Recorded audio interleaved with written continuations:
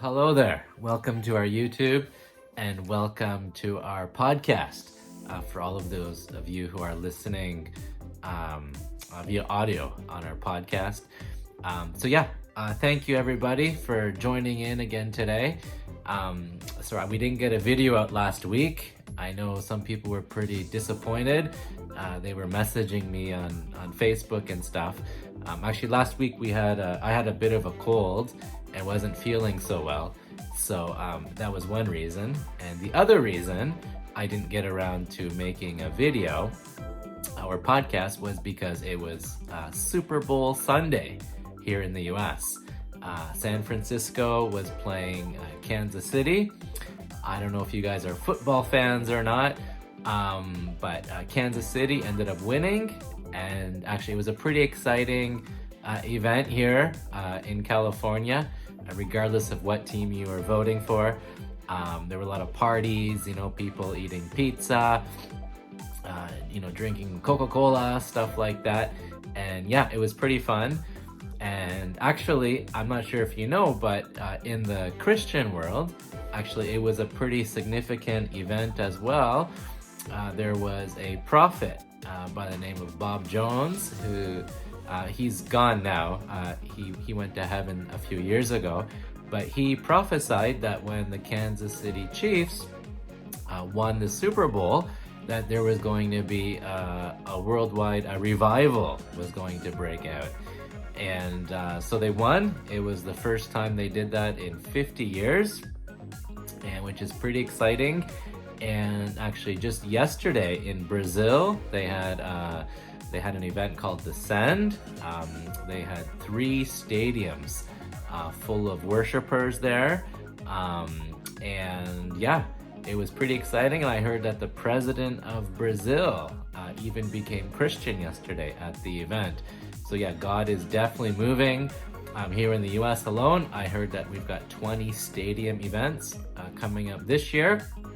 And even in our church here at Bethel in Redding, our senior pastor, Bill Johnson, said that although we've been in revival for well over 20 years now, these last 4 weeks that we've seen in the beginning of January, we've seen some of the most amazing moves of God and people being touched by the Spirit.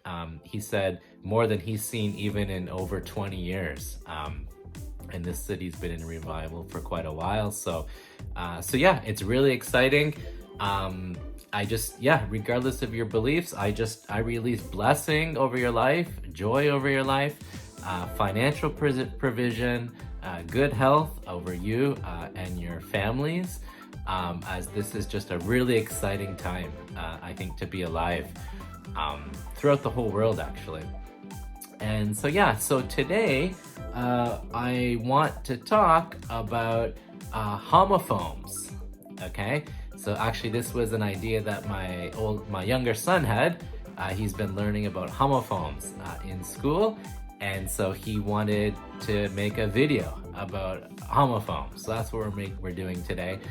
So a homophone is basically like 2 or 3 words in English that have the same pronunciation, but have different meanings. Or they might have different spelling, or they might have the same spelling, but it's basically 2 words with the same sound that have different meanings. Okay, so I made a list of, we've got 5 examples today.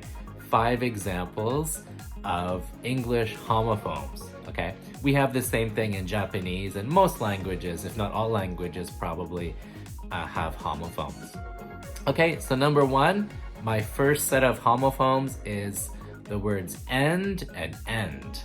Okay, so they sound exactly the same as they should because they're homophones. They have the same sound, but their meaning is different, right? End is like when something finishes, like maybe like owari in Japanese, and the word end, A-N-D, when you're combining two, like A and B when they go together.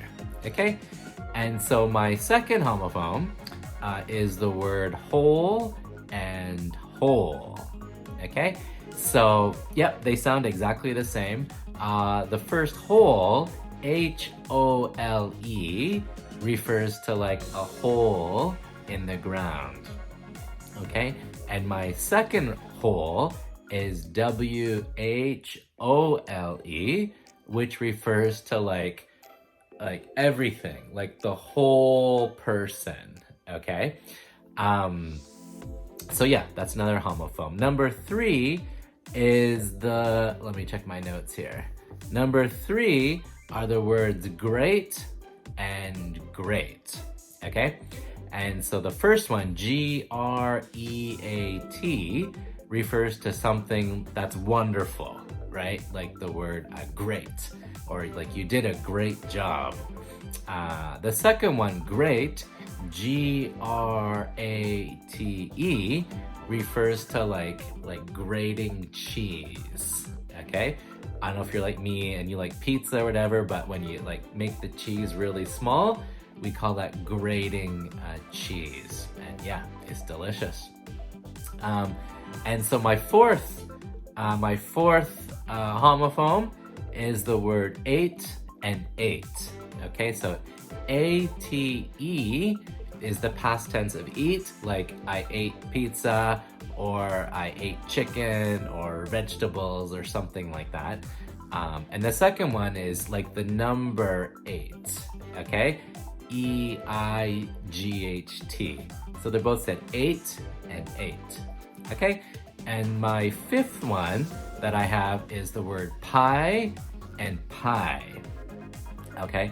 P-I-E refers to pie, like the pie that we eat, like a cherry pie, or like an apple pie, which is one of my favorites, or pi, like the Greek alphabet letter pi, that we use like 3.141, blah blah blah, because that's the one we use for, in math when we calculate an area of a circle.